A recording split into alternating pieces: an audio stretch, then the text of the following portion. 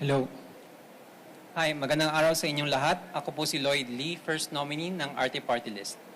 Ang ARTE po ay advocates for retail and fashion, textile and tradition, events, entertainment, and the creative sector. Layunin po namin ay maging boses na malikhaing Pinoy sa Kongreso.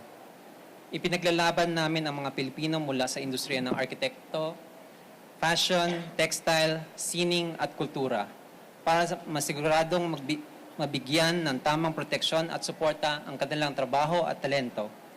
Kasama ko rin ang second nominee namin si Ann Bernardo na may malawak na karanasan sa events at mga creatives. At ang aming third nominee si Jonas Gaffut na kilala sa industriya ng modeling at pageantry.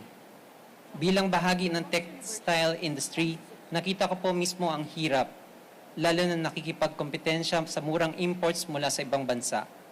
Maraming trabahong nawala at local na negosyo na nagsara. Ang ARTE ay kumakatawan sa buong supply chain, soil to skin, ika nga. Mula sa raw materials hanggang finished products, kailangan po natin ng bagong batas para suportahan ang local na produksyon at tiyakin patas ang kompetisyon. Ang huling tax break na ipatupad noong 1960s pa ata, hindi po sapat ang mga nakaraang pagsisikap at paglalabi nito. Kaya ngayon po ay direktang tututok ang ARTE sa Kongreso para ipaglaban ang inyong karapatan. At syempre, kasama ko po ang aking asawa ni Shamsi Subsupli na may malalim na advokasya para sa kababaihan, LGBTQ+, at mga malilikhaing kababayan natin.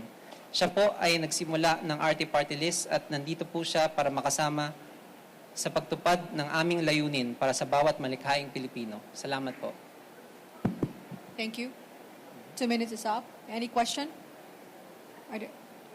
Dwight from Rappler. Sir, the ARTE Party List group already ran in 2022 but lost. I think you garnered around 40,000 votes. And if you look at the 2022 elections, yung mga nakapasok na sa triple siguro o 4 times pa yung number of votes na nakuha nila. What did you learn from that election? And ano yung strategy nyo this time so that you could finally get a seat in Congress? And I understand if you don't win this one, you'd be delisted in 2028. Let me answer that. You know, it's very sad that many of the party lists that didn't get in are party lists that really represent a sector. I can guarantee that ARTE party list represents the sector. Our nominees are part of the sector. Wala pong politician sa aming lineup.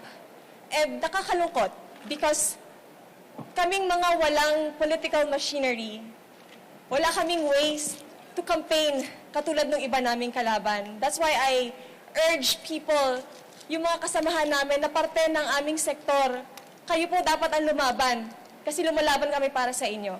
And we really hope that this time around, people will be smarter. People will really think, meron ba talaga ito na represent? Is this real? And I hope that mas matalino tayo ngayon sa pagpili ng ating party list representative. And I urge everybody from the creative sector na huwag niyo sayangin ang boto ninyo. So, just a follow-up to Ms. Shamsi, why did you choose to run for, if I remember correctly, Pasig City Councilor instead of party list nominee? Because if I remember correctly, in 2022, you were the first nominee of ARTE. First of all, I'm the author of ARTE. It's very close to my heart. It's the industry that I'm in.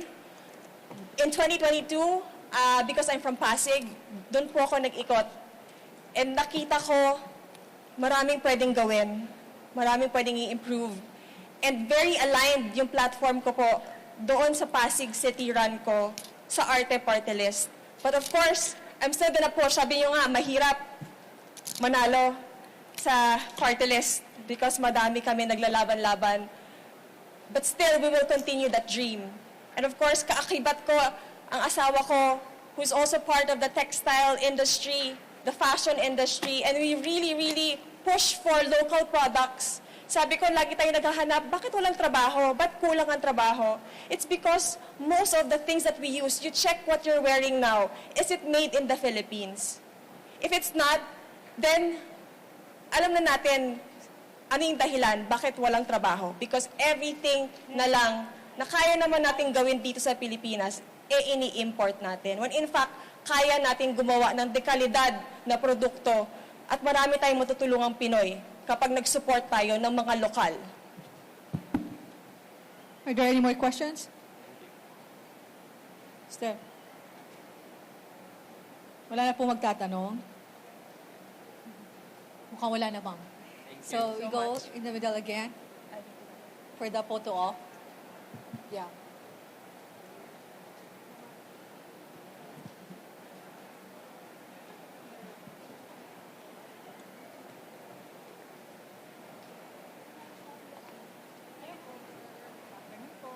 Senator Independent. Saan siya po?